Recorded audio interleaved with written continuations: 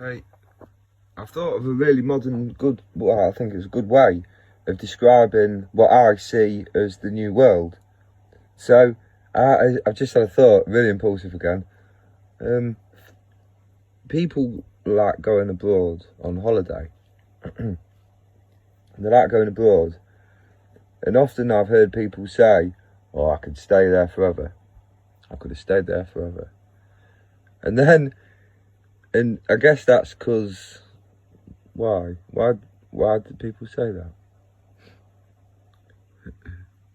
So, a conclusion I came to was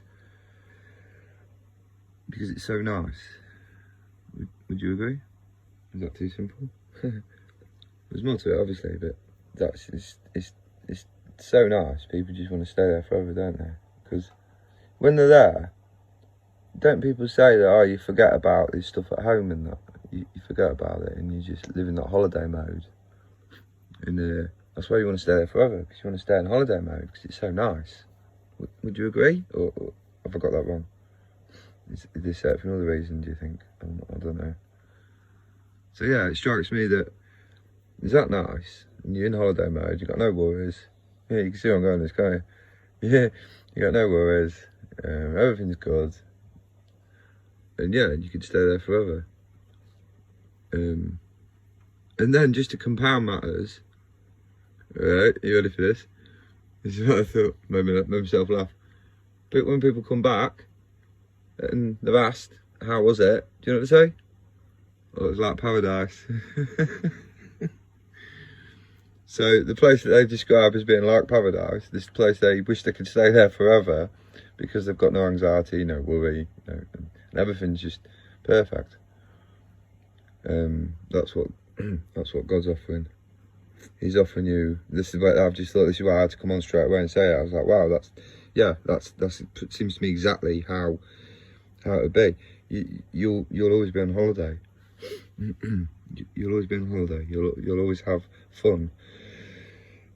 You'll always be carefree, worry-free. I've never been abroad. I don't know what it's like to do that. But I know other people who've done it. I know other people who've said all this. And I think quite a lot. I think of a lot of telly, so they've probably said it quite a lot. And it just strikes me that the vision, the utopia that I see for the future is the same as people's holiday feeling when they're on holiday. And they themselves, wish I could stay there forever. So, that's something to ponder over, isn't it? I got another one as well. I got something fun, not just all that. I got something fun. I just want to hit with the serious stuff first. You can do still ponder. But so there's a boat right in the water. Do you like this random stuff? I always do it. I always try and think of random stuff. But if you think of random stuff, it's not random, is it? So that's why every time I think of random stuff, it doesn't work, because it's not random, because I've thought of it. So there's this boat in the water. And overnight, the water goes up by 3 foot. Quite a lot, isn't it? And the rungs on the ladder on the boat, they're a foot apart. And there was 12 rungs showing. And now the water's gone up by 3 foot. And obviously these rungs were a foot apart. How many would you say was left showing after the water went up?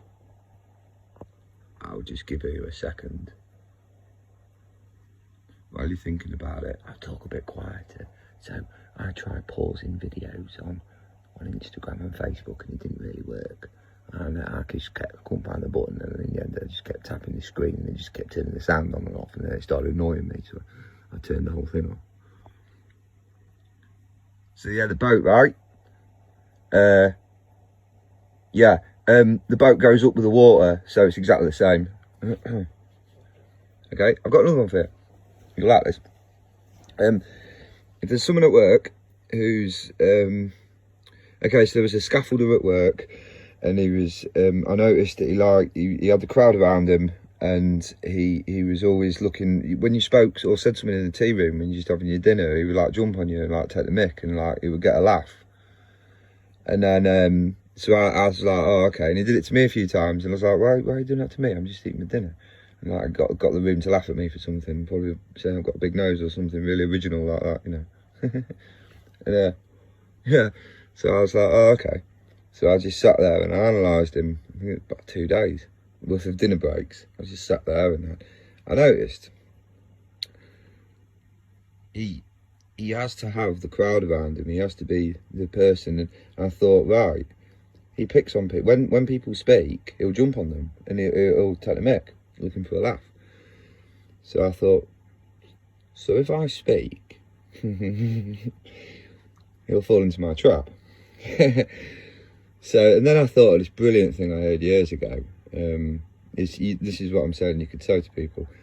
And this worked. Anyway, so I won't tell you it before I tell the story. So I says, hey, up. Oh, I think I was talking to someone else. That was it. I was talking to someone else. Oh, all right, man, what do you think? And of course he butted in. Oh, yeah, what do you think? What do you think? And I was like, hello, dude. I was like, I'm glad you joined in the conversation. I went, I need some advice. He's like, oh, right, yeah, of course. What's up? And I'm like, I was at the pub last night and this guy was offering me 8 legs of venison for 100 quid. Is that too dear? And he goes, oh, no, it's a good price. Oh, the whole room just erupted. Because you get it, 8 legs of venison, that's too dear. So I'm going, is that too dear? And he thinks it's a price because of the way I've made it sound. And yeah, the whole room erupted. And he was not happy. I'd never seen his face like that before. And he didn't come in the tea room after that. And then all the other people that was having a hard time stopped having a hard time and just was able to enjoy their dinner, which I thought was quite cool.